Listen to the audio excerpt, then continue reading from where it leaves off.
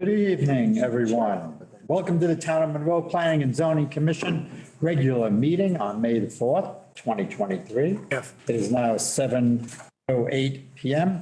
Would you please stand and join me in the Pledge of Allegiance? I pledge allegiance to the flag of the United States of America and to the republic for which it stands, one nation, under God, indivisible, with liberty and justice for all. Thank you very much. I am Mike O'Reilly, the chairman. And we will call the roll, starting on my right. Brian Cobbin, Commissioner. Leanne Ambrosi, Commissioner. Bruno Maini, Commissioner. Robert Westland, Commissioner. Rick Schultz, P&Z Administrator. Sarah Stroud, Recording Secretary. Thank you. This is the time for general public participation. If anyone in the audience, online or in person, would like to address the commission on matters that are not before the commission, this is the time to do that. If anyone here would like to address the commission, please raise your hand. If anyone online would like to address the commission, please raise your hand. Okay, seeing none, we'll go on with the regular business of the Planning and Zoning Commission. The first item on the public hearings are ZBA RAA 2023-02. This is 10 and 36 Main Street. This is opening hearing. Do you have a? Yep. In accordance with CGS 8-7D, a public hearing will be held on Thursday, May 4th at 7 p.m. or soon thereafter via hybrid Zoom meeting and in-person attendees located at Monroe Town Hall. ZCA/RAA 2023-02 file 1025E 10 and 36 Main Street regulation and zoning map amendment SDD within an MDD overlay zone. Petition for regulation amendment and zoning map amendment application SDD number 2 for multi-building development 10 and 36 Main Street LLC owner. Solely Engineering LLC representative. Notice was published in Voices on Wednesday, April 19th and Wednesday, April 26th. Okay, Rick, the exhibits. Yes, Mr. Chairman, exhibit number 1 is the application set and plans. And exhibit number 2 are revised plans submitted by Solely Engineering. That is all, Mr. Chairman. Okay, for the applicant. Good evening, members of the commission. For the record, my name is Kevin Solon. I'm a licensed professional engineer in the state of Connecticut with Solon Engineering. Office is located right here on 501 Main Street. Just, I want to say, I filled out this evening to 25, just because of the weather and the rain. I saw the most clear, pronounced rainbow I think I've probably ever seen. And it just so happens that one of the rainbows seem to be landing right on 10 and 36 Main Street. So, wow. So with me here this evening is Chris Pulaski from my office and Paul Stone from I'm just going to touch really quick, high level. I'm going to pass it to Chris to talk about some of the specific information we submitted. But I think, Rick, would you believe us? Just Yeah, he would, but it's at the end of the rainbow. The other end. I had to. That was cute. Make sure that makes it in the Monroe Sun article. We have that in our meeting minutes. So we're here tonight to talk about an application for a special development district proposed at 10 and 36 Main Street. Everybody, this is a site that's been before the commission several times. It's on the south end of the town of Monroe on Route 25, just north of the town line of Trumbull. This just shows Route 25 running north-south, and then this is the former division of property. So the site itself has actually been, recently was approved by the commission for a fill permit application, which actually allowed the developer to start importing material onto the property to prepare it for future site development, which is that next step. And actually, I think, I imagine the commission is driven by actually what the work that's been done has actually been done really, really well. Looks really, really nice and truly prepared it well for development. So what we're here tonight is for the initial application. Now, the majority of the uses we are proposing are currently permitted within the underlying B2 zoning that exists on the property. Most. However, we are proposing for the commission to consider the ability for us to propose self-storage in one of the buildings, but what we're proposed in the STD was that would actually be a multi-tenant building, multi-use building. So we would still be including a retail component within that facility, but we are proposing to use some self-storage in the, I'll go through this district language that we're proposing with some detail.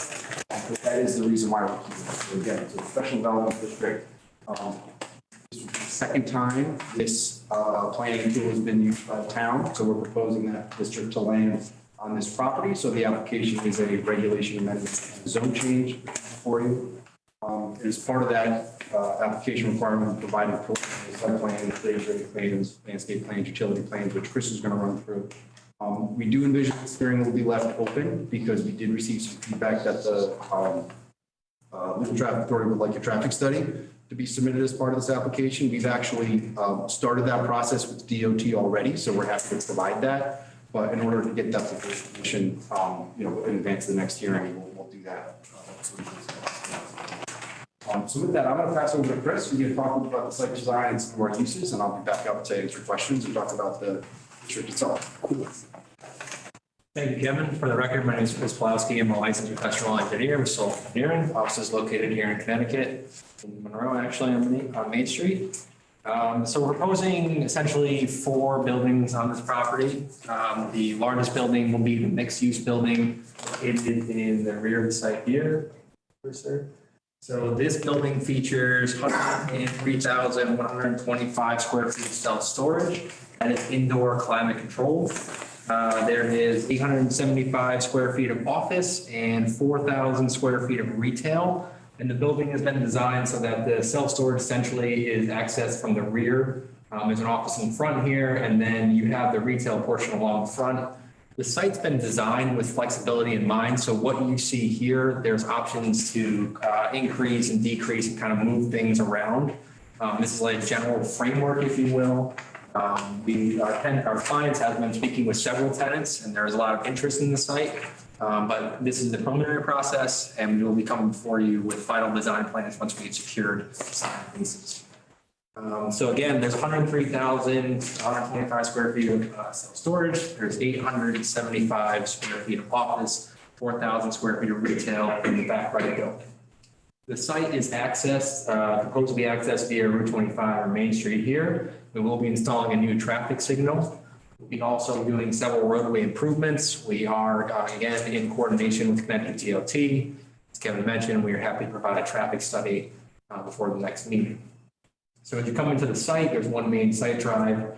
I'll get to the grading plan in a minute, but it kind of gently comes down to the site. You're going to look at this building first. Again, it has the retail in front there. There are some architectural elevations there.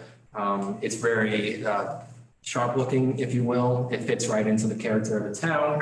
And as you proceed around the site, you can go this way. So first out front here, we have a 2,265 square foot fast food facility or quick service restaurant.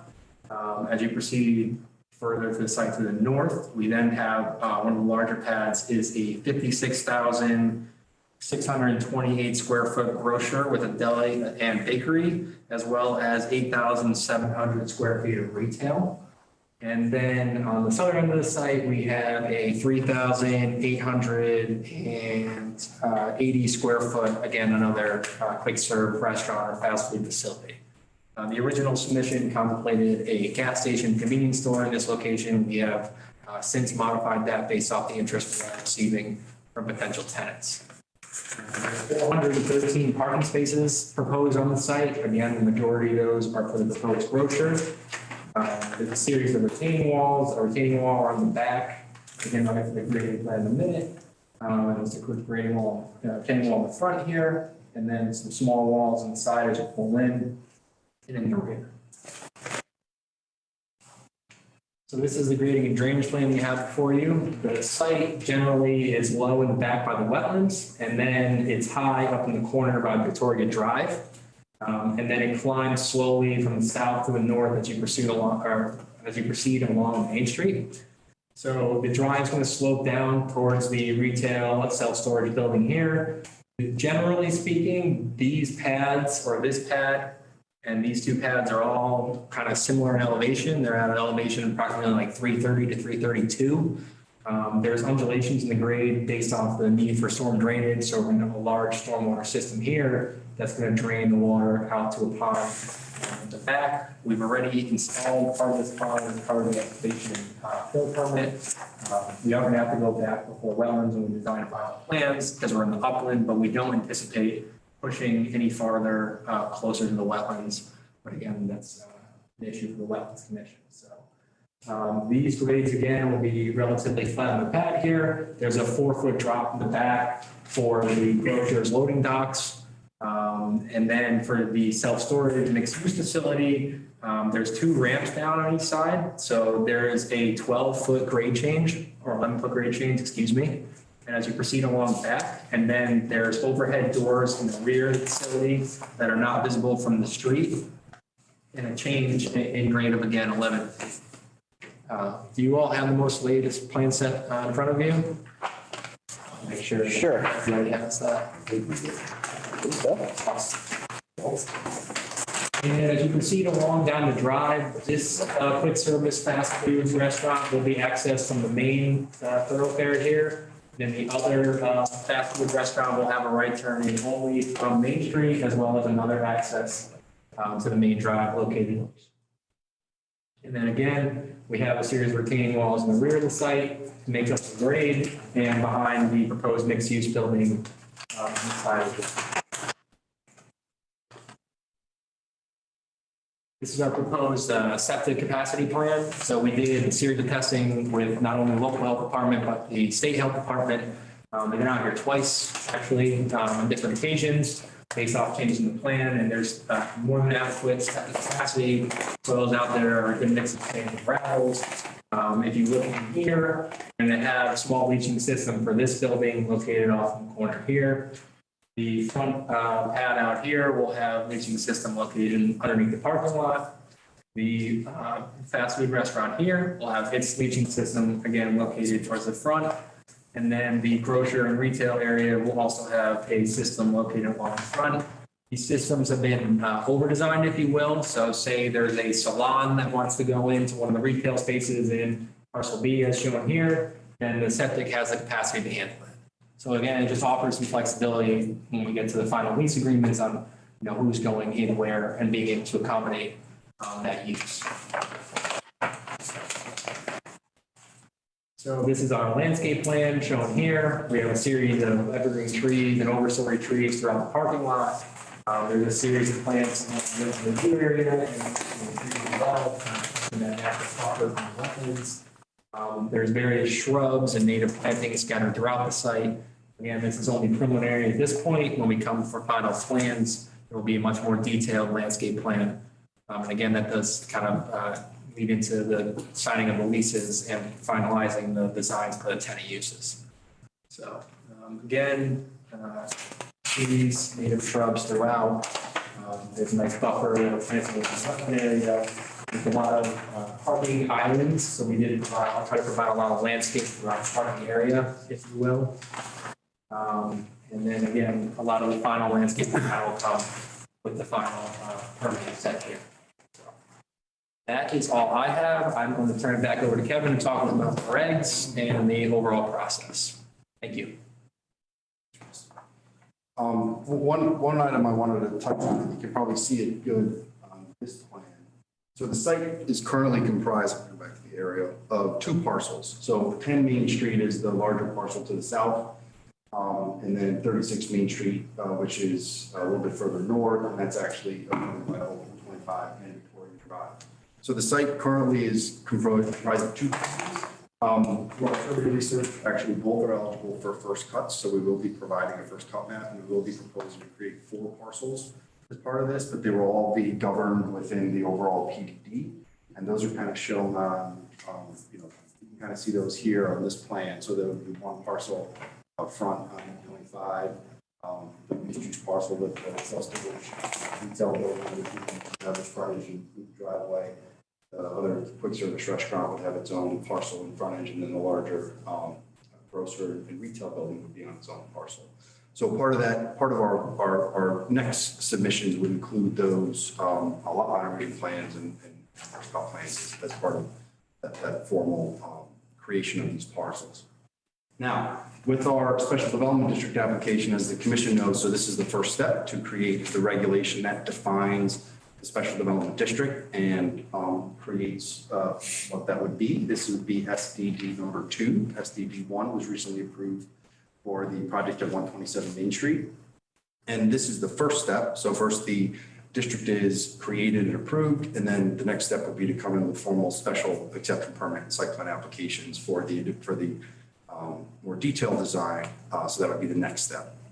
But as part of this, we do create some general regulations regarding the special development district. And this is where we propose to create the self-storage use within a mixed-use building shall be permitted provided the proposed structure is set back a minimum of 30 feet from the front property line. So that was something that we put in because we knew that since the self-storage use itself isn't allowed in the underlying zone, we felt it would still be an appropriate use for the site, but we wanted to make sure it wouldn't be something that would be right along the frontage. We could create it in a way that's a little bit further back from the road, require some architectural enhancements that the commission can consider as part of this, and then allow for the overall development to create a better aesthetic and sense of place. We've also created or provided principal structure, locations, and bulk standards, which is generally consistent with the underlying zone. We did provide in here 3 stories and 45-foot building height, again, because the proposed mixed-use building here, so this would be 3 stories, however, 2 visible from Route 25, and the third would actually be down, sunken below towards the rear. From a height standpoint, from a calculation standpoint, that would still comply with that 45-foot height based on the average grade. So we've provided all those bulk requirements and standards, and then we've also provided, the underlying parking requirements are consistent with the larger parking regulations. However, we did define parking requirements for self-storage. Isn't specifically defined in the current regulations. We want to define that in the amendment. It gives the empirical data based on parking data, parking generation, transportation engineers for that specific use. Provide that as part of that development district regulation. And then we essentially did this off of a previous SDD that was approved by the commission, so we were capturing the same components with development plan, description, stormwater management, landscape architecture, maintenance, et cetera. So one component that is included in this is from an interior lot line standpoint. As I stated, this overall development will be comprised of 4 parcels, but it's all governed under an overall special development district. One thing we wanted to do to create a unified site plan across the development was that, we will have some retaining walls, and those will be, somewhat in close proximity to some of the lot lines. So we basically provided a provision in here that, the setback requirements for interior lot lines wouldn't be applicable for retaining walls, because it allows us to create an overall unified site design, but also allows us to create the parcel integration that's really needed for the overall project to be successful. So with that, I think, as I stated, we know we'll be back for you so we can provide that traffic study to satisfy the request from the Legal Traffic Authority. But we'd be happy to answer any questions the commission may have at this time, and we'll come to the vote. Thank you, Mr. Solly. We'll start with the commissioners for questions. Commissioner Condon. You mentioned that you were going to be, I think you said adding a new light, but you're not adding an extra light, right? It's already a light that's there and you're just updating it, or is it a new light? So there's an existing traffic signal at Victoria Drive and Route 25. We are proposing a new traffic signal as part of this application. It's very interesting and a little bit unique here because Victoria Drive is a private road. And that private road is owned and controlled by Amazon, as Amazon purchased and built the parking facility towards the rear.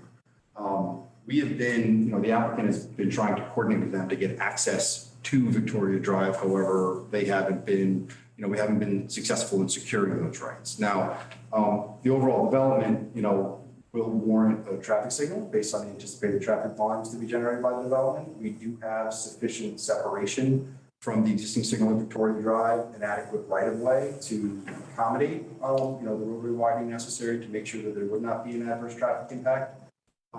So we are proposing, through our review and coordination with DOT, we would be proposing a new traffic signal to accommodate this development. Okay, are you going to still pursue trying to access Victoria Drive? We are, and we're continuing to do that. Unfortunately, they're not incredibly responsive to our requests. It's a private road, you said? It's a private road, yes. It's a private road parcel that's owned and controlled by them.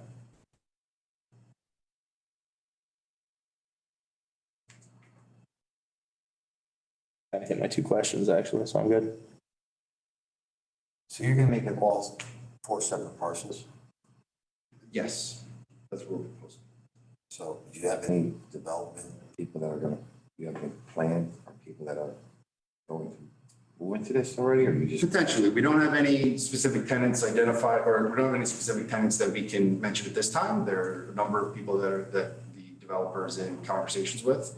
But, we aren't in a position to divulge who those tenants are. I think as the next steps happen, we'll certainly be able to share those with the commission, but at this point. Because I thought when we made up this plan, the change the zone and everything like that you would have like potential people to come in, change the zone, just to take care of that part of it. But now it looks like what you're gonna do is sell off separate lots. Well, there would be interior lines within the overall limit of the special development district. But if we change the special development district, I'm asking, you're gonna sell off individual lots? Well, it would allow for individual lots to either be financed independently or potentially conveyed. But overall, even if that were to happen, the overall project itself would be covered under, legal agreements and declarations for access management and maintenance and things like that. So the overall development that this commission is considering is really the overall master plan that's shown. Whether those are individual parcels wouldn't affect what the commission's approving or what would be allowed to be built. It's all what would be, the only thing that would be able to be constructed is what's obviously before it. It'd be designed, am I crazy to think it would be kind of like Panera Noble Gas area? Correct. We Exactly. approved a restaurant and then they were like, okay, now Panera's in, and then we had to relook at it for the design plans, but the use didn't change. That's exactly correct, right. And that's a good example as 205 Monroe Turnpike Town Line Plaza, which I believe there's an application that will be accepted at tonight's meeting. We're very excited to be coming in for that in the very near future.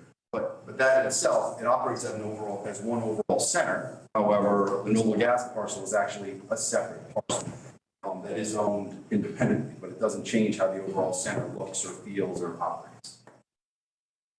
What I'm saying, so that doesn't mean that that's what we're gonna get.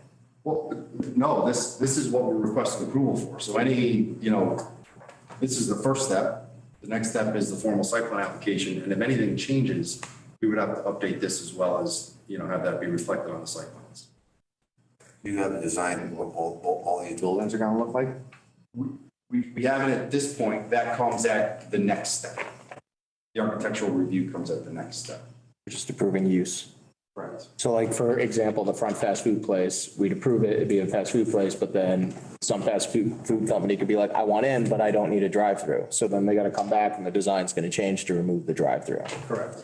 And if let's say a dry retail user wanted that pad, we'd have to come back before this commission to show what that would look like. That's all I have for now. Commissioner Mayne. So there's only one way in, one way out right now? We have a right-in access and then a full movement signalized access proposed. Right. And we're 2 ways in, 1 way out. correct. Where's the second way in? So there's a right in into. Oh, okay. And then it's the full moving driveway.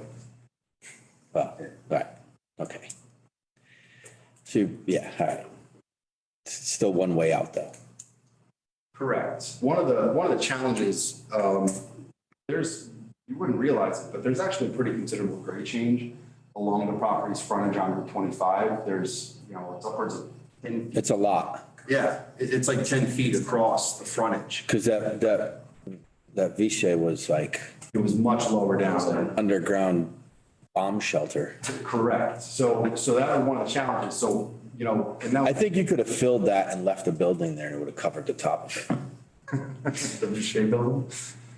Glad you didn't, but Yeah. it would have been a little hollow. All right, so I'm not like, I don't know, I don't know if I love that just the one way in, one way out type thing with such a big project, and plus not having the other access to the Swiss Army or that road. Yeah. And the lights being that close is not a big deal?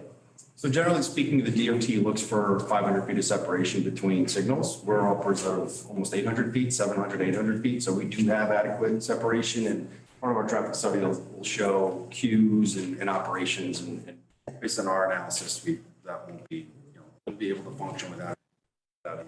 And they will be coordinated.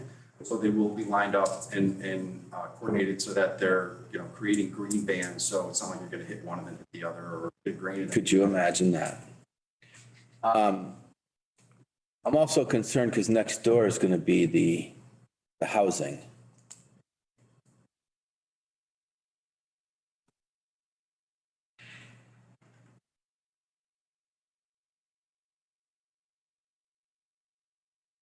Mixed use housing you're talking about? Yeah. Just south. Correct. Didn't they don't have, did they propose a traffic light there also? They do not. They don't? They do not. But they're going to have bus stops on the road. Right? They're doing sidewalks. They are doing sidewalks. Are you guys? Yes, and we are proposing, we would put sidewalks along the front. I don't think they did it on the rendering, and we've got to zoom out to kind of show what our off-site improvements would look like as well, which we'll show you in the next hearing. And is there any potential access? Sorry. No, I'm not done yet, but That's right. Go For ahead. the bike path? Because I think the other property was also looking at potentially connecting. So we're at a higher elevation than the bike path, but we will obviously have sidewalks to it. I think the other development obviously dropped it down in the back, so that was at a lower grade. It's kind of consistent with our lower elevation here. This facility itself would be secure, so there would be a gate, in the parking lot here, and then a gate on this side to kind of keep that more secure from a storage standpoint. But this would all be open, and obviously we have general retail in this building here. So that would kind of feel more like a traditional, retail center. So, but we can certainly look at that to see if we can provide additional connectivity there. All right. Good job. Proud of you. So the backside of that building is going to be, you are proposing to have it as self-storage?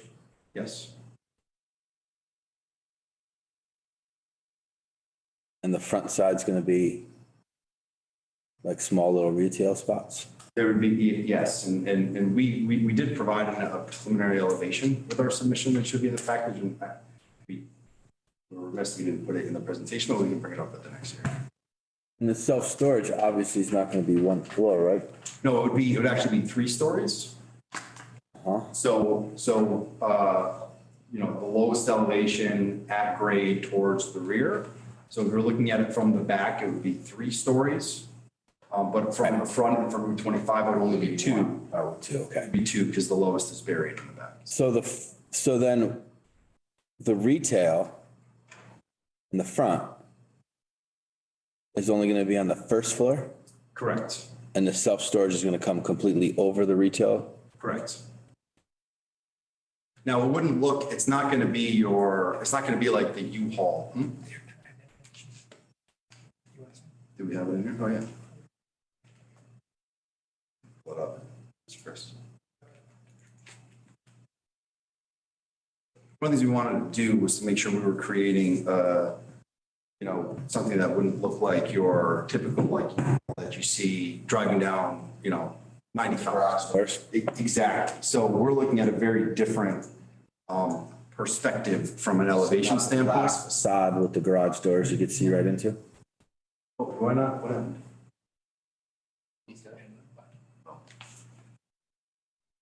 Nicole's not here. We're in trouble. I think I know. No, it's your end. I got it, yeah. Your fault. There we go. So we're trying to create something that doesn't really look like self-storage whatsoever. It's really more of a far more high aesthetic. Now, since this initial submission, there has been some potential further discussion with another self-storage operator. So actually, this is something that we'll be updating before, the commission's next meeting. But this is the type of look that we'd be looking for where it would appear like a regular retail storefront, and it's hard to even tell, but there's a second floor of internal climate-controlled self-storage units on that third floor, but it wouldn't necessarily look like how, And those units can't look out onto the road. Correct. It would be solid facade. Yeah, there would be. I mean, you'd be able to see like this kind of, trying to create, a balance from like a glass and things like that. Like this is potentially all you even see from one of those units if we were to do, this additional glass. But as I mentioned, there's a potential new operator that the property owner's been in discussions with. So, we may have some, tweaks to this, but this is the general aesthetic that we're looking to achieve. There's not so you don't have a single lease signed for any of these? No, So all 4 of these buildings right now are just, they're speculative. But the team feels comfortable. We wouldn't be here if the team didn't feel confident that this is what we're looking at from the development standpoint. all right. Are you going to put lights on those, on that building? Any building light would be dark sky compliant. For sure. Cutoff fixtures. And that's something we can include with any updates the commission can consider. Okay, that's actually kind of nice looking. Not bad, Kevin. This is definitely not your idea. It can surprise you sometimes. Sometimes you do. You do. I'm good for now. Sure. I mean, I'll cut you off in a minute, but right now I'm good. Well, I'm excited to see these parcels come into fruition, and hats off to the speedy progress, building the site up and making it developable. It seems like it was just yesterday that we were talking about this. I'm not like super excited about having self-storage right on the gateway property, Main Street of Monroe here. I'd like to see a final rendering. This is good, but an actual rendering of it. Sure. Before we, go to final considerations. Rather not showcase the self-storage on 25 through signage or over signage, because, that first turn-in, is that meant for deliveries, or is that going to be a turn-in that's usable for everybody that enters into the slot? It would be for anyone who's trying to get to that parcel. We're really just trying to create like a little bit of relief to kind of feed into that first piece. To ease the flow a little bit? Exactly.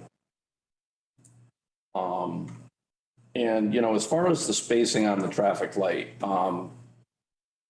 it works at 500 feet plus, but I do feel like it's disproportionate to the spacing of the other traffic lights on Main Street in Monroe and Trumbull.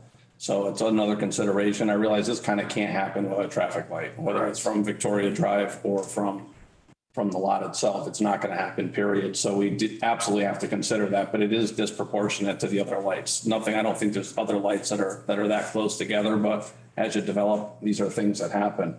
Well, technically in Trumbull there. Closer.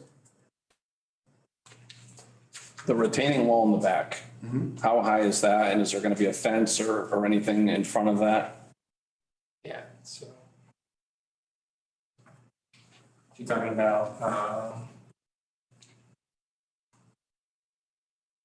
this retaining wall Right there, yeah. Yeah, so at its highest point, you're talking somewhere between 14 to 18 feet. But then we did try to grade up an area, so it's not going to be there exposed that all the time. I'd say that the steepest portion is probably in this area just due to the proximity to the property line. But over here, you're only like 4 to 6 feet in height. And again, as you come around here, we try to grade up. Kind of work the ramp on this side with the grade, so it kind of goes down in unity, if you will. And what are you going to use to transition? What do you mean? I mean, on the other side, what's going to be back at the drop of the retaining wall? This will all be planted. Okay, and is there going to be a fence up top? Correct, yes. There'll be a guardrail, so, and a fence as well. On top of the retaining wall. That's all I have. Thank you.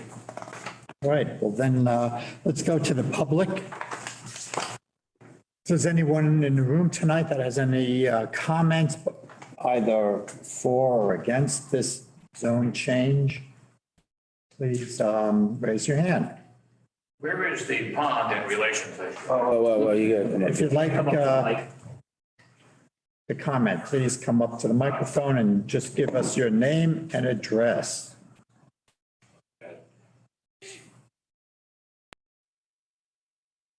Good evening. My name is William Garvey. I reside at 140 Old Newtown Road. Question that I have is, where is the pond in relation to this drawing? And will this pond be able to receive the runoff and the snow and everything else that goes in there? It's currently, it has fish in it. I don't, that's what I have. Okay, thank you. Is that it? Well, I don't know where the pond is yet. All right, we'll show it to you. Okay. I'm sure. That's it for now. If there's anybody online that has any comments, either for or against or neutral on this application, please raise your hands at this point. Go ahead, this guy. Okay, sorry. Don't see anyone online. And come right up and just name and address. Hi, Paul Stone, I'm with 10 and 36 LLC and the applicant, and just wanted to say that Mr. Carter, who's the principal, really wanted to be here. He was unable to attend for the simple reason that he was just nominated to be the executive director for the Mill River Collaborative Park, which is the largest park in Stanford. So he's, as we're speaking, he really wanted to be here, but he's given a speech right now in front, which includes the mayor of Stanford and I believe the governor of New York and some other things. So he will be at the next hearing, but he wanted to do. But we are actually very excited. Everything you've heard from Solely Engineering is absolutely true, that we have lots of interest with many different potential tenants. And I think, Commissioner Rainey, you mentioned that, you asked if there were some tenants that we actually had in place. We have a lot of interest. We haven't gotten anything settled and worked out yet, but we're very confident we'll have a deal. What I think happens in these projects, the way we see it, is that when you start to do the site work and you can see the difference between this time last year and now, it's dramatic. But we believe in this town and you can see it coming to fruition. And that's the kind of thing, that kind of movement in the site, actually on site, and then seeing these renderings is the kind of thing that's going to attract the kind of businesses that we all want here. So we think the services are, there's a great need for the community, and we think it's a win-win-win for both the town as generating tax producing properties that are currently not really generating that much, and it can serve both the community and people in the town and the surrounding community. So we're very excited about it. We believe in this community, and we're looking forward to moving quickly on this, and we look forward to your support. And as I think Kevin or Chris had mentioned, when we do get those tenants secured, we'll be back there before the start. Thank you very much. Thanks. Any other members of the public? Okay. Back to you. Thank you for the Paul, and the question for the pond. So just to flip to our grading and drainage plan quick here. We are, Yeah, so I think the question, it has to do with the larger pond here. So this is the one that's kind of in front of Swiss Army, and it's behind, Ole Soccer. So Ole Soccer sits here, here's their field.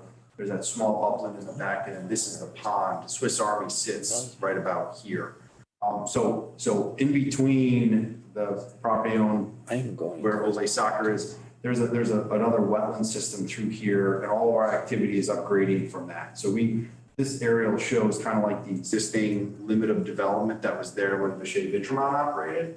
And as part of our, filter application, we kind of set that as like an edge limited development. So there's still a very, robust existing buffer, which will remain as part of this. So we won't, we wouldn't expect any kind of, impact or anything to that pond. Thank you. Hopefully that answered the question from the public.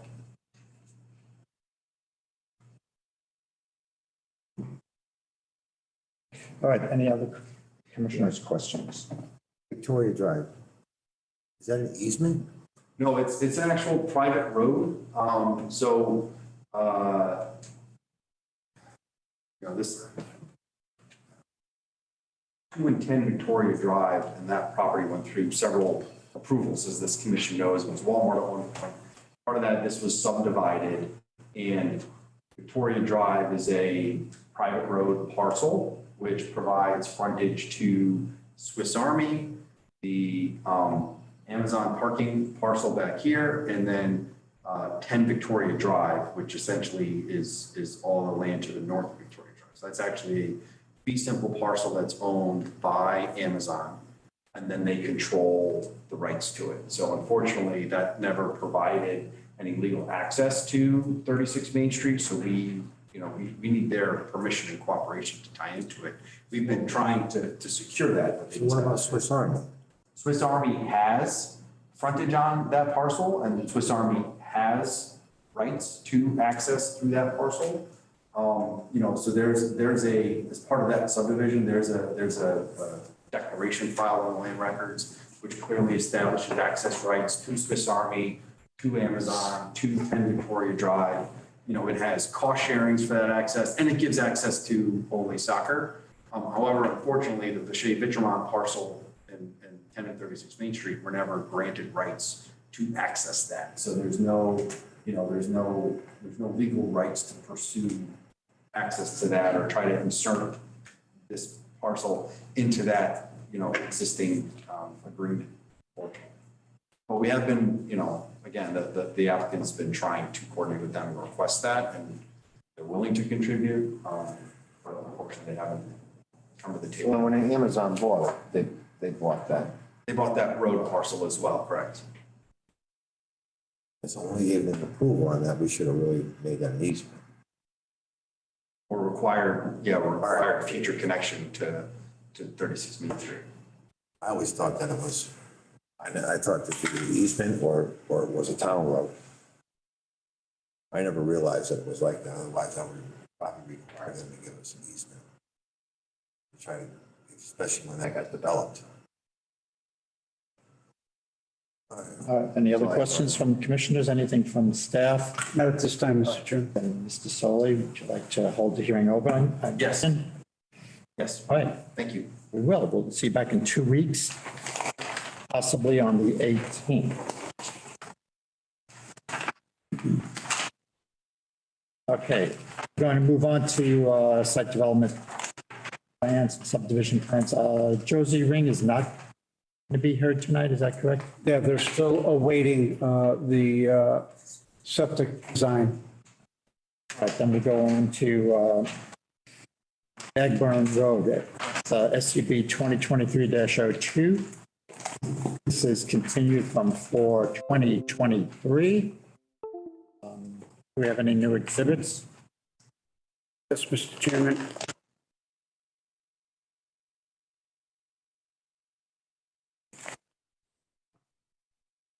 Okay, we have engineering comments from Joe Canas.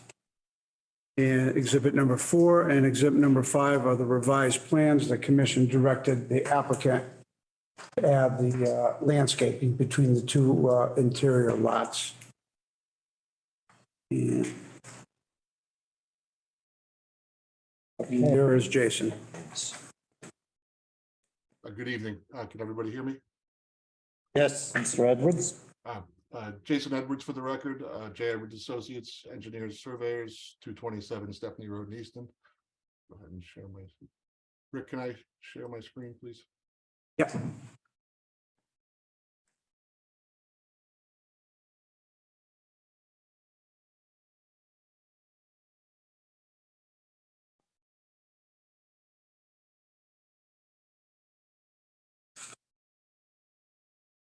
Okay, can everybody see the plan now? Yes. Okay. So this is the Equestrian Estates, as it's called. It's subdivision on Magburn Road. We went through the details 2 weeks ago. A few comments the commissioners had that we have addressed. There was concern on the two rear driveways which access lots 3C and 3B. There was concern about maintaining that separation. So we've included a planted buffer through there, seven trees planted along there. I feel that gives a good clear buffer. We also, the commission was concerned about the drainage. They wanted more details on that at this area. So we've now got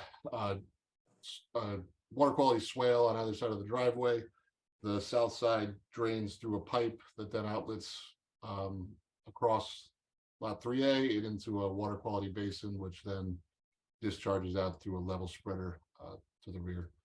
The only other concern that I had noted from the commission was the width of the driveways and the length. So we added small pull-off areas halfway down each driveway.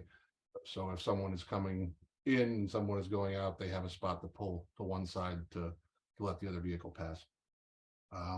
We did also receive comments from Joe Canis, engineer review. We've, I believe, addressed all those comments. I provided a response letter and revised plans and calculations to address all those.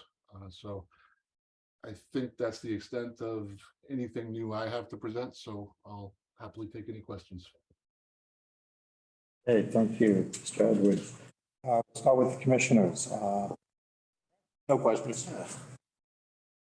Well, the questions that the engineer had, that's on this new plan.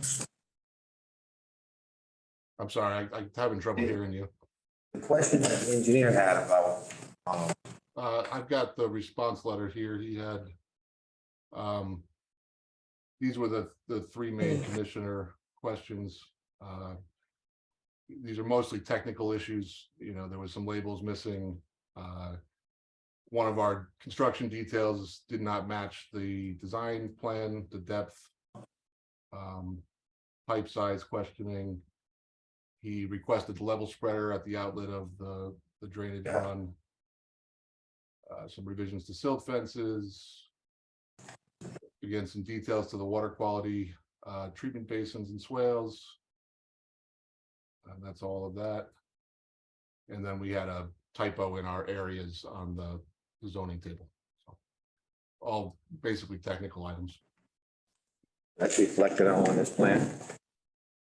I'm sorry, can you repeat That's that? reflected on the plan that you turned in. Yes, those are all reflected on that plan set, yes.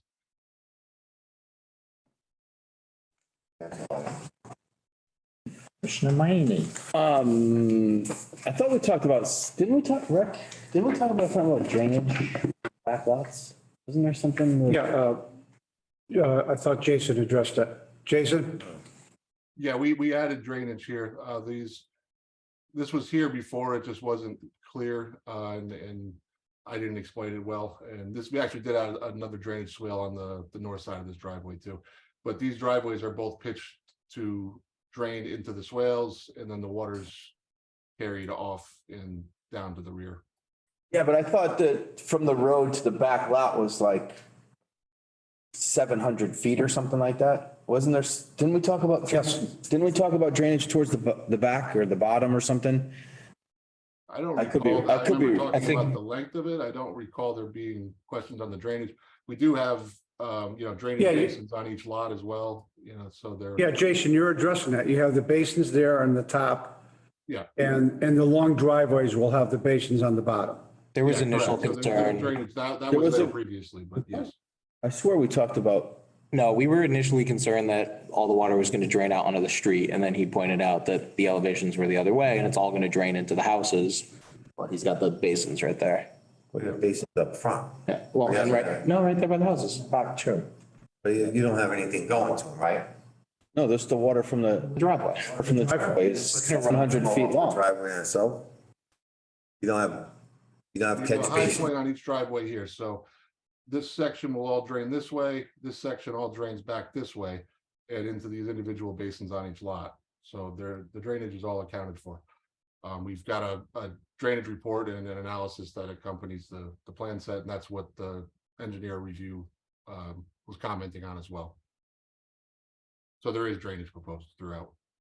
We just don't have catch basins and piping. We're trying to minimize that, so most of it is over surface drainage into swales. So there's no catch basins on those other two lots. No, we don't have any catch basins on here, no. I don't believe so anyway. No, we don't.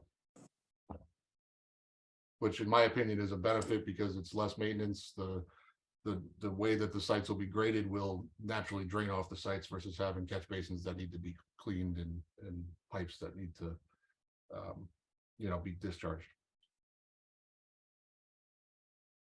All right, I'm all set. Any questions? Okay, have any questions either? Back to you then, Mr. Edwards. I have nothing else, so if the commission's. Would you like to close the hearing? Sure. Point? With the public? Not a public hearing. Oh, sorry. Okay. Closed hearing. Oh, you're right. Okay, we have a community-wide event permit discussion by the town planner next. This is under number 4 on your agenda. Moving it up as the applicants are with us tonight. Yes, Mr. Chairman, insofar as this application is being processed under the community-wide event regulation, which gives all of the requirements to staff, zoning enforcement officer. And plus that this is a unique event. It made sense for staff to review its findings and its recommendations on the record so the commission knows what the stipulations are. There is no action that is required by the commission. The commission has, however, at the subcommittee level, directed staff to prepare regulations to change the regulations to bring it to an SEP level review by the Planning and Zoning Commission. So this is an application under the current regulations. So, Mr. Chairman, the proposed request was for 2 dates, July 14th and 15th, located at 1545 Monroe Turnpike. Type of event, outdoor musical concert, carnival rides, beer garden, mobile food vendors, and on-site parking. At its January 30th meeting, the Zoning Regulations Subcommittee of the Planning and Zoning Commission determined that the proposed outdoor musical concert event may be an event allowed pursuant to 6.11 community-wide event. However, the commissioner suggested the ZEO have the applicant provide detailed information as prescribed under section 611.1.A1 in order to make a fully informed and final determination, including without limitation the submission of the following: a narrative detailing all activities proposed for the event. 2, overall site plan detailing location of structures, including stage, beer garden, carnival rides and tents, lighting, food trucks, refuse disposal, security, first aid, and sanitary facilities. 3, traffic, crowd control and parking plan, including event, vendor, and appropriate security personnel. 4, approval of the State Liquor Commission. 5, approval of the State Fire Marshal. 6, approval of the Monroe Police Department. 7, approval of the Chief Building Official. And lastly, 8, submission of a mobile food vendor permit application. So after review, the zoning enforcement officer, which is in this case is me. After reviewing the submission, the community-wide event is approved with the following conditions and restrictions. Outdoor musical concerts restricted to one day only, Saturday, July 15th, 2023. 2, no more than 1,500 tickets shall be sold for this outdoor musical event. Applicants shall provide a copy of their agreement with the concert promoter that includes all of the conditions set forth in this decision. 3, the hours of the event shall be limited to 8 a.m. to 11 p.m. All amplified sound, including music, shall end at 9:30 p.m. 4, the applicant shall meet with the CEO and other town officials as deemed necessary and no later than 30 days before the event occurs to review final operational plans in compliance with this decision. 5, the applicant shall secure and provide copy of certificate of compliance with the State Fire Marshal for all regulated activities, including without limitation all carnival rides. 6, applicant shall secure and provide documentation confirming provisions of police officers and police vehicles as deemed necessary by the Monroe PD. 7, the applicant shall secure and provide copy of building permit with fire marshal approval and all structures, electrical, and tents associated with the event. 8, the applicant shall secure and provide a copy of the State Liquor Commission approval of the beer garden and related activities associated with the consumption of alcohol. 9, the applicant shall secure and provide a copy of mobile food vendor permits and ensure that all food and beverage vendors are authorized and approved by the Monroe Health Department and are in compliance with 6.12 the Town of Monroe zoning regs. 10, there shall be no tailgating permitted on the premises, and event security staff shall strictly enforce this provision. 11, there shall be no liquor sales after 9 p.m. 12, the applicant shall provide the name and mobile number of the organizer, sound crew, supervisor to the zoning officer. In the event that noise levels need to be lowered during the course of the event. And lastly, this approval shall not constitute precedence or authorization for any future community event permit application at this location or any location by this or any other applicant. Each event shall be examined on a case-by-case basis and shall be subject to the Town of Monroe zoning regulations then in effect. As I just indicated, we need to bring this to a higher level of review, and that is being drafted as we speak. This application did come in, and we are dealing with it accordingly. It should be noted that I have participated over 10 events at the former Pinecrest Country Club. That, however, was not regulated properly and resulted in a permanent injunction, which I had to attend. I was also responsible for the noise meter, so I understand the decibels. The decibel reading has advanced. There are new electronic equipment that are installed around the perimeter, so the individuals can determine the decibel levels at any particular time. We have to control it.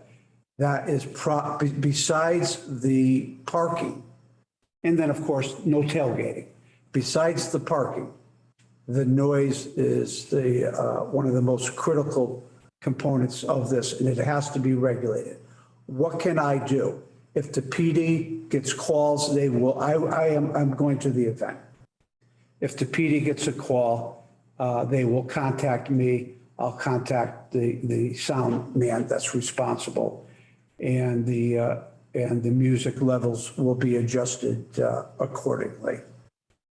As we all know too, July 15th, it's a quiet time of the season. The air is usually still and the noise can carry.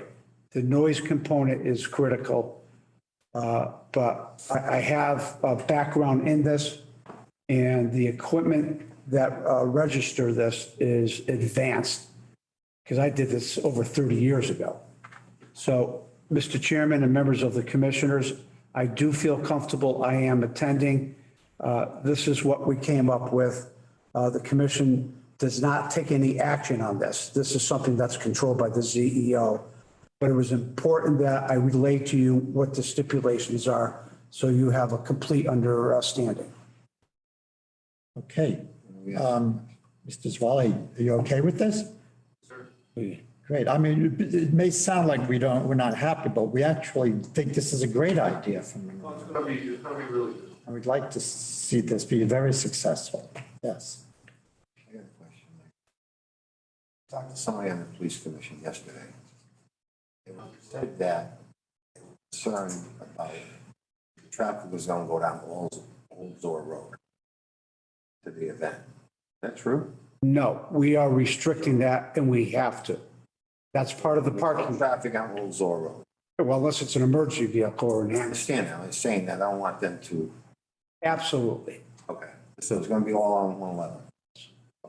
And because of the limitation on the tickets and the ability to accommodate all those cars, we saw at the last event, they were able to accommodate that. They actually learned a lot.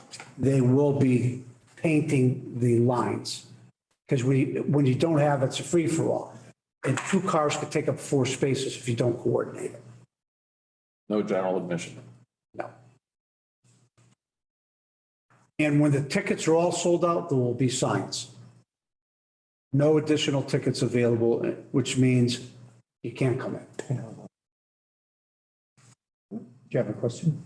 No, not a real one. Yep, question? We're used to those. Nope. All right, good. Then we'll move on if there's no other questions or comments. We have an update from NSAFE. These are our consultants regarding 64 Cambridge Drive. It's been a while since we've heard from them.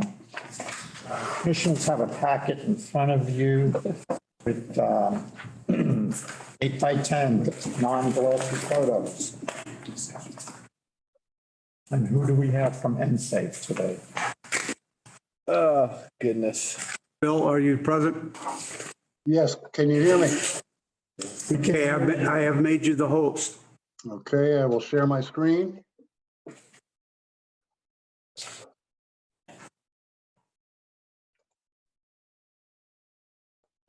Are you getting my screen? Nope.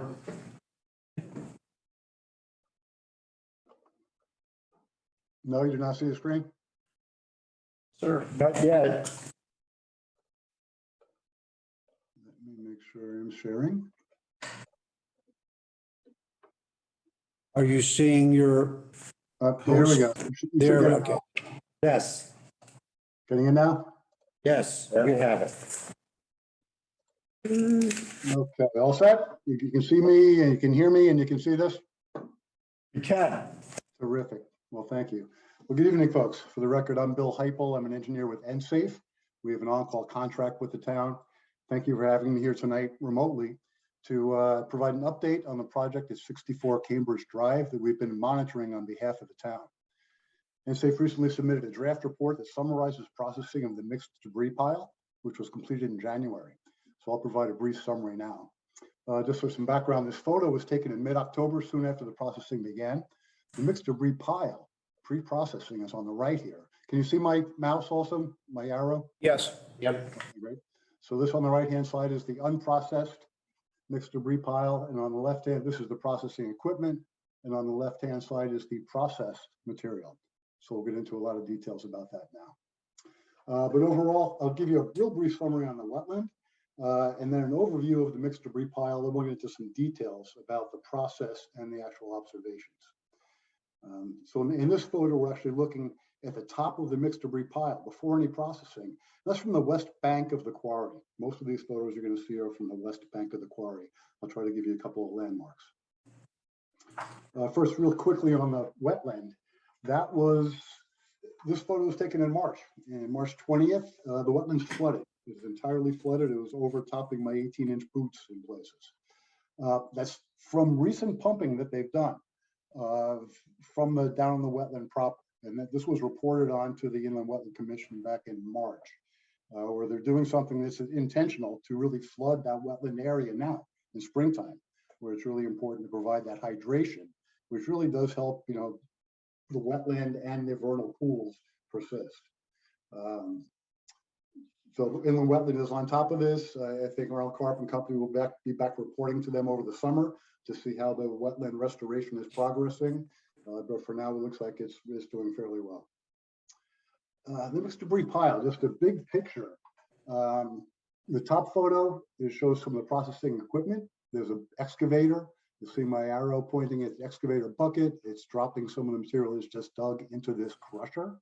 It sorts and crushes. It'll sort out metals. It'll sort out large particles. And then it'll crush the material down to, and you can adjust the size. In this case, it was 3.5-inch material was what the geotechnical engineer specified. So that's what they're crushing it to. Then the long tube here is a conveyor that's really just moving the material to a place where they can then further process it. But just kind of going down, they really began in October. After they reached the elevation of 411, if you remember, that was important. That was the assumed groundwater elevation in the pit. So we wanted to use native materials there to backfill till they got to that elevation, which they did in October. And then that mixed debris pile required sorting and crushing. It had a bunch of boulders, concrete, brick, stone, and we'll get into the details of the types of materials later on. Metals were largely sorted, both manually and also magnetically, and taken off-site for recycling. They ended up with this 3.5-inch material that was placed in lifts specified by the geotechnical engineer and compacted. We'll talk about that a little bit. They ended up raising the grade in that quarry, which is about 3 acres, 12 feet from elevation 411 up to about elevation 423. And that varies across the quarry. They graded it highest in the northwest corner so that any stormwater would grade down towards that east side. There's about 58,000 cubic yards of material. That's based on 12 feet at over 3 acres. There were estimates made at times of 100,000 cubic yards or 110,000 cubic yards. I'm not sure the basis of those estimates. This is a pretty tight estimate. And frankly, we can also talk about expansion. Of course, when material hasn't been compacted, it's fluffed up. Once you take it and crush it to a uniform size, place it and compact it, it tends to take up less volume. So that could account for that differential there. And they finished the processing of the material in late January. And the material that we observed, we were out there twice weekly during the process. Material that we observed appeared consistent with the reports that they provided to the town that provided the basis for the approvals. So here's what we saw. And it's important to, we'll talk about what we did observe, and also important is what we did not observe. We did observe soil, stone dust, and a lot of the stuff came right from site. We did see reinforced concrete, also as well as washout concrete from concrete plants, the O&G plants, I understood, and brick and asphalt. That's largely comprised the mixed debris pile. It was kind of placed, as I understand it, I wasn't there, but from folks on site who were there, it was placed kind of in a layer. They would bring in some fill, and then they would move some site materials over that fill just to kind of smooth it out so they could place the next layer of fill or next layer of imported material. There were some kind of trace amounts of, steel. Yeah, there was steel, big chunks of steel and big chunks of concrete sometimes, but also smaller pieces of steel, some structural steel was largely removed. Stone countertops, I think, laboratories, I think. And actually I took some pieces home and tested them. I believe they are stone because a mild acid would affect them, whereas it wouldn't affect plastics. There was some plastic sheeting, and that was reportedly from those concrete plant pits. A little bit of medical and plastic piping and conduit, very little from what I saw. Very little wood, very little glass or painted building materials. And that's for 1 or 2 pieces, really, in the time that I was looking. Again, what's also important, it's really important, is what we didn't observe. And this is what we were looking for. These were the suspect materials or undesirable materials that's actually in the approval. It's kind of this list. We didn't see stressed vegetation or wildlife. It's important. You can kind of see how things are going. Didn't see an oily sheen. I never saw an oily sheen out there, which is really important. If the material did contain oily stuff, with the rain, and I was out there both in rain and sun, you would see that in different areas, especially where the water congregated, the stormwater. Didn't see unnaturally colored material, and I've seen blue soil and green soil and purple soil, based on different contaminants. Didn't see anything like that. Didn't smell. I'm sorry, I did the sniff test, and it does help me distinguish petroleum and solvents and things like coal tar. I never smelled any of those contaminants. Didn't see any municipal solid waste, just household type trash or industrial waste. That's kind of a broad category that also covers some of these other specific items here. Didn't see mechanical equipment, anything from autos or industrial. And importantly, building windows and doors of their frames. Now that's the place where you can find asbestos. If we're concerned about the Stratford School, we'd be concerned about seeing something like that, and I didn't see anything like that. No batteries, insulation, other fibrous materials, brake pads are part of the conceptual site model for the Raymark wastes, and didn't see anything like that. No drums or drum remnants, ceramics, again, coal tar. Now we're getting into the kind of specific contaminants like coal tar, ash, coal, slag. So didn't see any of those. In the material, basically what I observed was pretty much as reported in the CARP report on the subsurface testing of different materials on site. If you have the handout, you may notice this slide is near the back, so I'm sorry if I've confused you. I talked with Rick earlier, and we thought it might be effective and respectful of your time to move this up. This is probably the real most important slide in the deck. This is what we were out there for. We were out to absorb the materials, report on anything that we observed that didn't appear to fit the background and the approval. So this slide is very important in that respect. And I can take you through just the process now, kind of chronologically. I think kind of cool. These pictures are all taken from that western bank. So to the left is north, to the right is south. Now I point out that this white granite vein, you might be able to vaguely see there. It's a good landmark. It kind of marks the northerly limit of the mixed debris pile, which is off to the right here. And again, so this is processed material from the pile on the left. This is the raw mixed debris pile here on the right. But keep an eye on that white granite vein because that moves around as we, let's see, so here, yeah, so here, so every couple of weeks, we'll take a shot here. In late October, they brought in additional equipment and really doubled their output and really started chewing into that pile very quickly. You'll see here two backhoes, at least two backhoes. Here's one with a hoe ram. So there's a hydraulic ram on the end of this that can break up concrete. So they can extract rebar and so on. It can also break up boulders and break up any large chunks small enough where they can be placed into the crusher. The backhoes would feed the crushers then feed conveyors, which feed off into piles, and then loaders back here push the piles around. They'll pick them up and move them depending on how far they're going, and then finally bulldozers place the material, and finally actually compactors push it into place. We'll see some more evidence of that before. Here in November, the top of the pile's already been removed. We're cutting into it pretty quickly. Now the whole northern limit is done, and we're working towards the south. You see now, as we work towards the south, that white granite vein is over here to the left, to the same vantage point. I got to keep kind of panoramic to the south. And again, you see a lot of equipment moving, a lot of material. Sometimes this one would dig it and put it down here, to this guy who would dig it and put it over to here, who would grab it and put it over here and feed it into the crusher. And then here comes a loader to pick it up. Might load it into a dump truck, which takes it if it's far from that, if they're placing it far from this particular site. Beautiful day in December, and there's, working on that south end. You can see this is all, the north end is largely complete. They're doing a lot of the filling here. The filling started, at the north end in the northwest corner, and it's been working its way towards the south. Here, still working towards the south. This bank, they stabilized using some of that material, but also other site material, native site soil. They stabilized. This bank will eventually become vegetated, at least according to existing plans. And here in January, they're really finishing. This is the last of the processed material placed in a pile that they're going to spread. And really at the end of January, they're essentially done. There's still some small piles here. These were actually crushed concrete from another concrete pile on site that has been tested. It's been there for a long time. It's been evaluated. So this is just really straight concrete as opposed to coming from the mixed debris pile. And you'll actually see that here. That's just that pure white concrete that they used to kind of fill up the last muddy hole down there.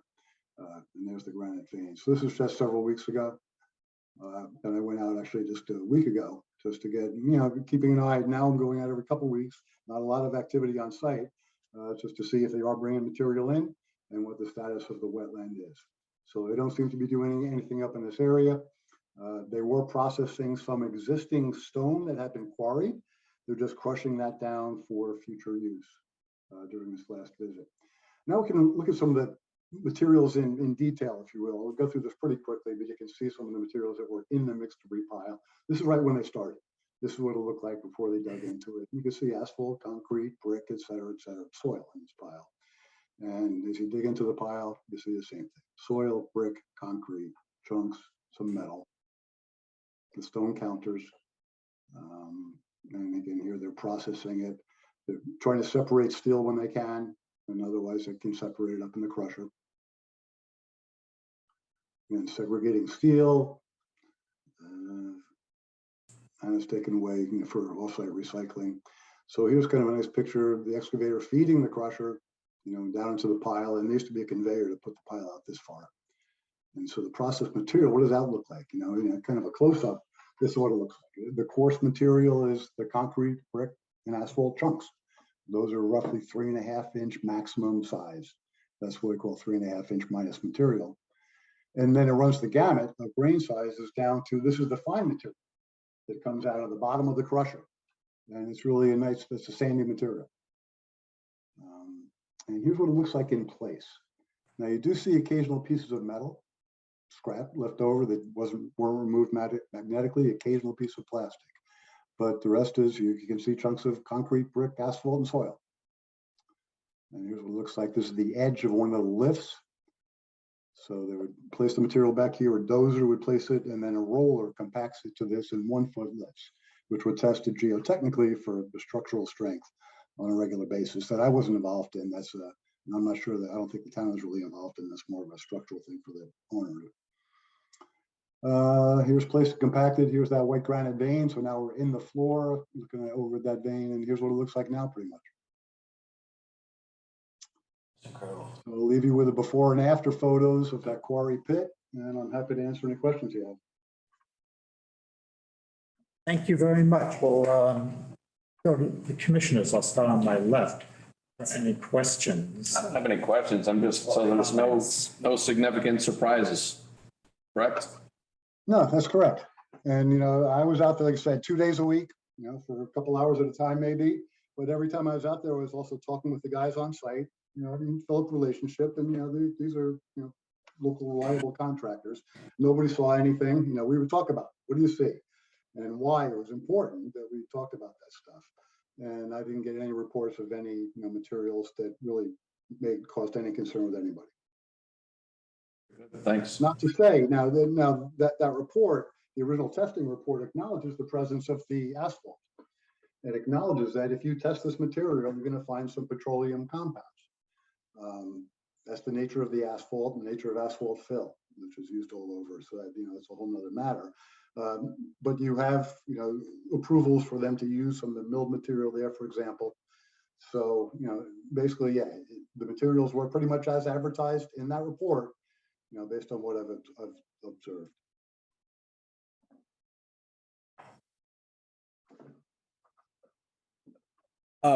My only question is, so when you go to this site and you're there, everything you're seeing is good with you? Like if this was your property, you'd be okay with everything that's going on there currently? Given the industrial use, the planned use of this area, yes. We certainly consider, there's a playground, with the concrete and with everything else in there that might not be appropriate. For industrial use, to have an industrial complex on top of it, yes, it's appropriate. Thank you. Did you do any groundwater sampling?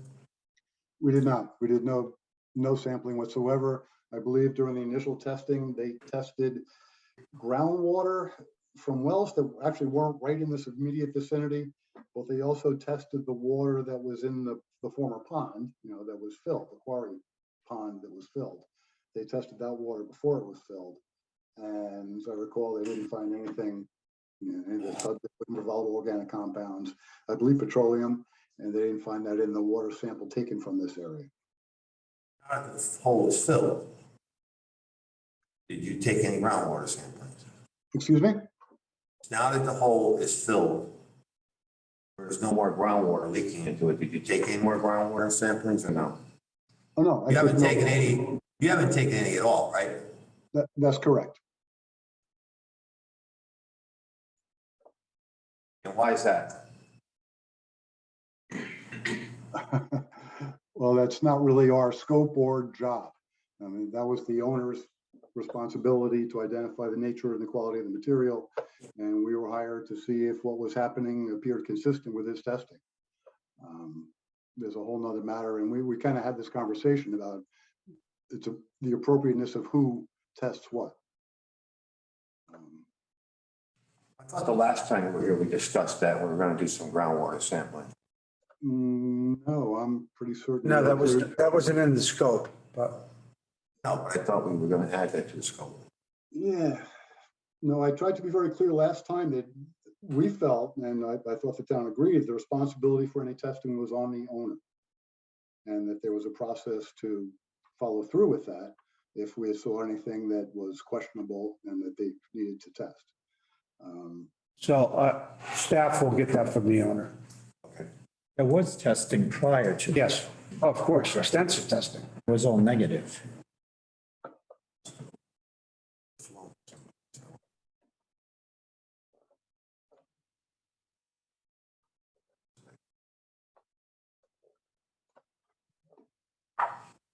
Is the property still being filled right now or no? Is that stopped? I'm sorry, is that question to me? Yeah.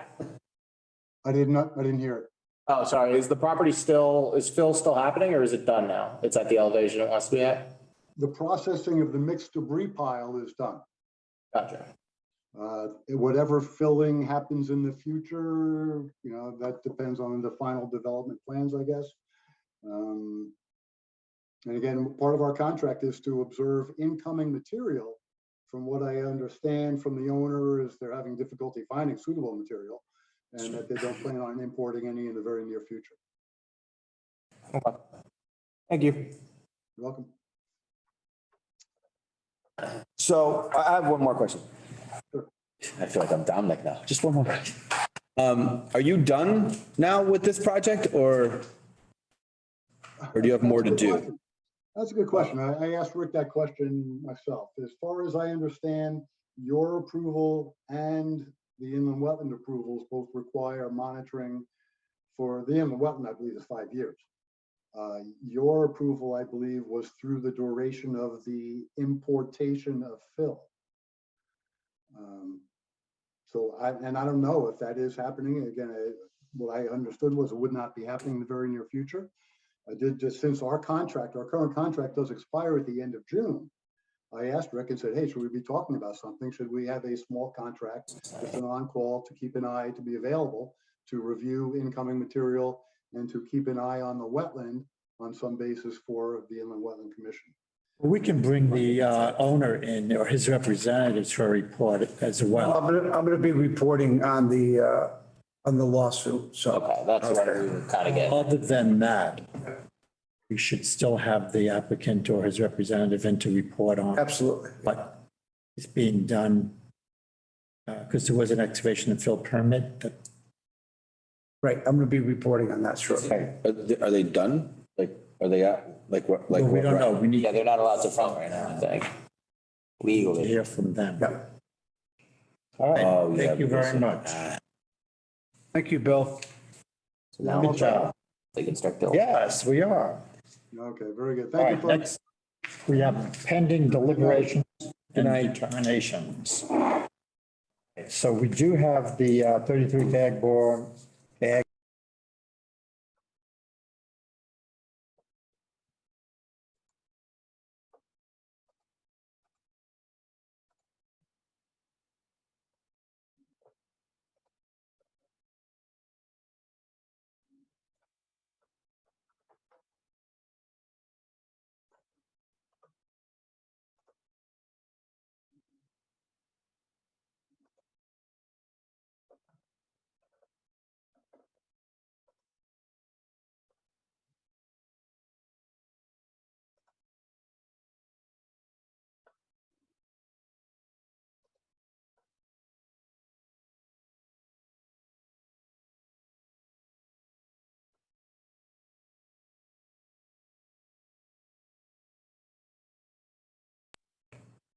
I'm green. I read.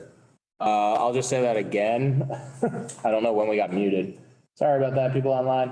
I'll make a motion to approve SUB 2023-02, file number 1271C, as drafted. We have a motion Second. and we have a second. We have had discussion. We'll call the roll, starting on my right. Condon, yes? Ambrosi, yes. O'Reilly, yes. Mayne, yes. Westland, yes. Okay, motion passes. Subdivision has been approved. We will move on to pending meeting minutes. I think we have meeting minutes from April 20th, We're not. Yeah, it's in the packet.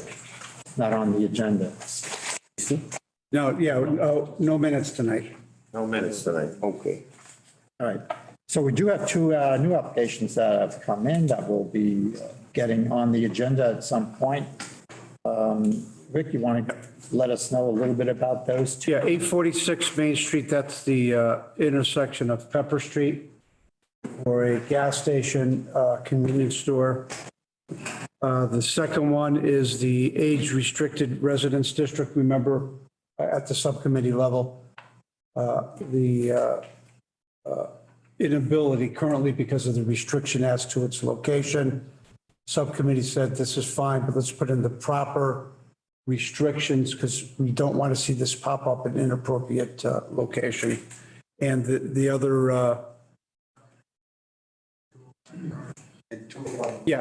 205 Garter for the resubmission. Nope. 125. 205 Monroe Turnpike. Yeah, 205 Monroe Turnpike. That's the, which, The grocery store.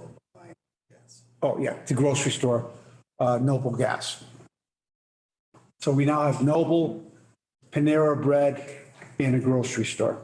So 3 freestanding buildings. The approval was for 4 total. So we got a lot coming up. All right, I'll keep coming to the meeting. Rick, you have something to announce as far as the recent court decisions. Yes, the commission has copies of the memorandum of decision. 125 Garter Road has history that I was unaware of. The property owner filed a federal lawsuit. And this is regarding the extension of the special permit. It was denied and the federal judge ruled in favor of the town. This actually goes back to 1983.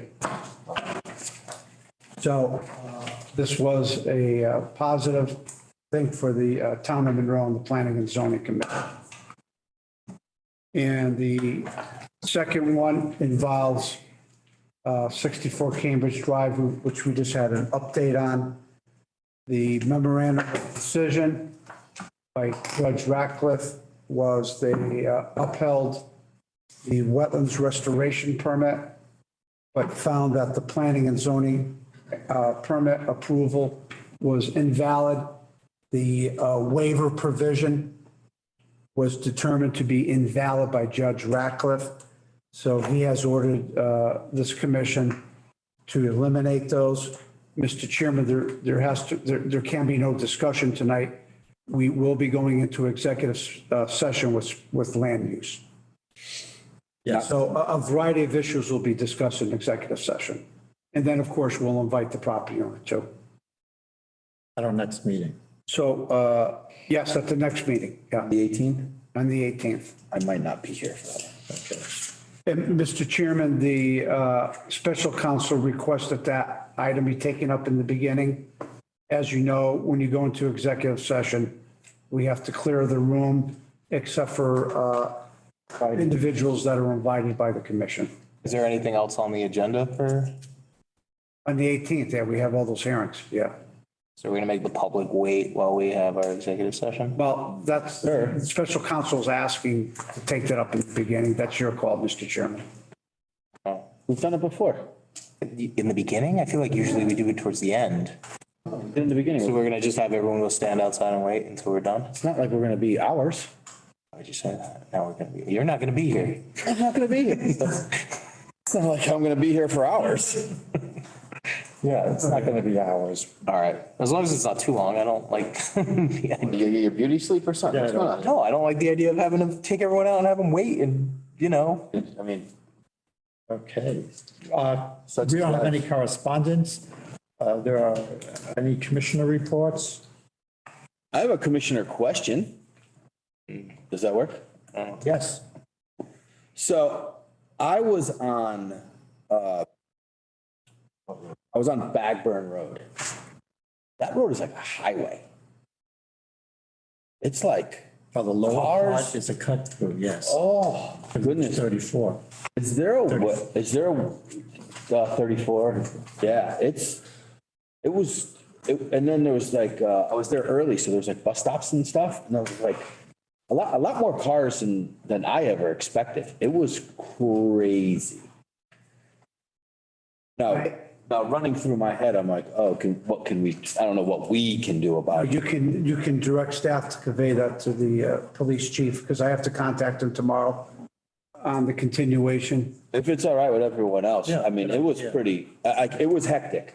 Yeah. A lot more than I expected in the So speed what's of these the- cars. How do we get a speed humps, Speed table. A lot of them. tables placed in the, It starts with this land use board by directing staff to have them, well, I'm going to be Talk to the police chief. to the police chief, and it goes to the police commissioners for traffic calming structures and devices. yes.